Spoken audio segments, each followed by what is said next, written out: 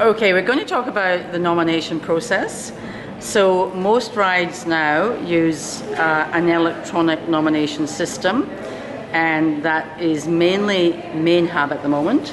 And if you nominate through Main Hub, you will be sent an email with the opportunity to download this ride entry form. You'll also get your horse health declaration, and you will get a COVID-19 declaration. So you should print all those forms and complete them as best you can to bring with you.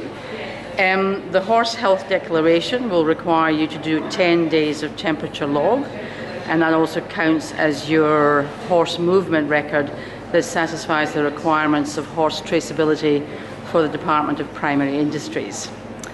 So when you get to a ride, somebody will check your horse health declaration at the gate, and they will collect your COVID-19 declaration.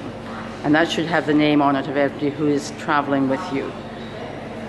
When you come to nominations, so this is the ride entry form. Your bib number should be in here.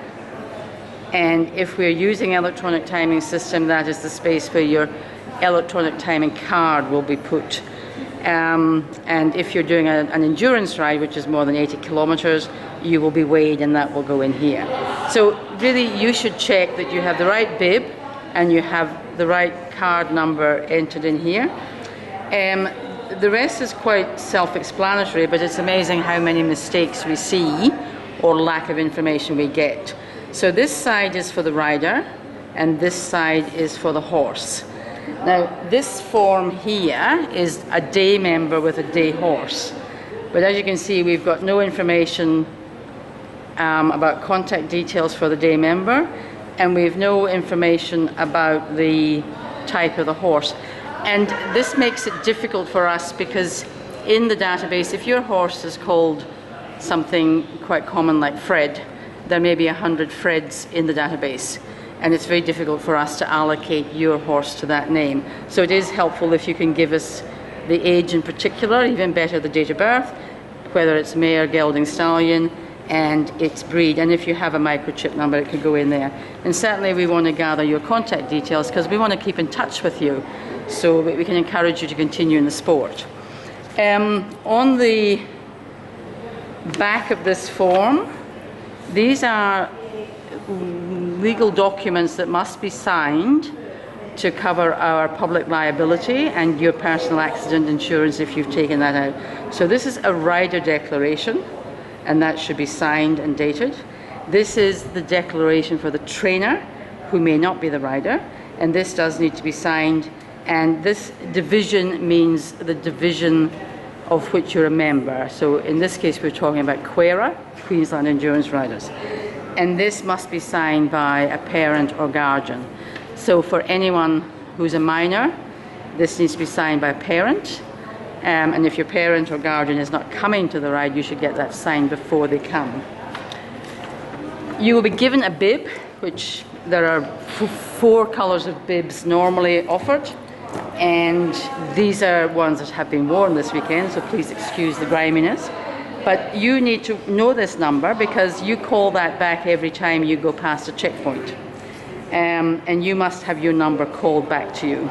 You must also have this bib on the person who is trotting your horse out.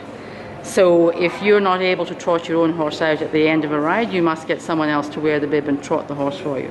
And that's so the vets know they're putting the right information in the right logbook. That's why it's important you check that your number is written correctly in your logbook. Logbooks. Horses that are not registered with QERA may run on a day card, so that's a blue card, and that will capture all the vet parameters and say that you've completed or not. And the logbook is for horses who are registered. Now, you have to be a member of QERA to get a logbook for your horse, but it's worth doing because you can get a really good history of everything that your horse has done.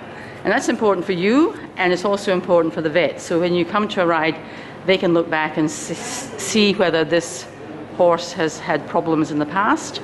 They know where issues have occurred for the horse, and it can help them make a better determination of what assistance your horse might need. And this This is the horse health declaration. So, as I said, the top part is your movement record as required by Department of Primary Industries, and this one doesn't have a PIC number in there, and it should. And you're also required to put a PIC number on your entry form, and some people get frustrated that they're giving the same information, but as you can see, we've got a couple of horses on here, and they may not be doing the same ride, and when we come to do your entry and have no PIC number, we have to go and search through 100 health decks to try and find your number.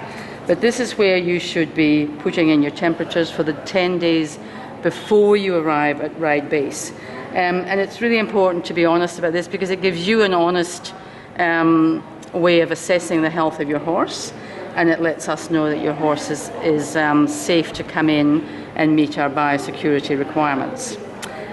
All of these forms and information is available on the QERA website, queenslandendurance.asn.au, and you can download them there if something happens with your nomination and the forms don't come through to you.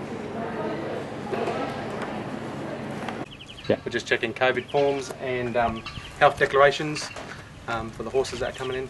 Yeah, and what do you do with the health deck?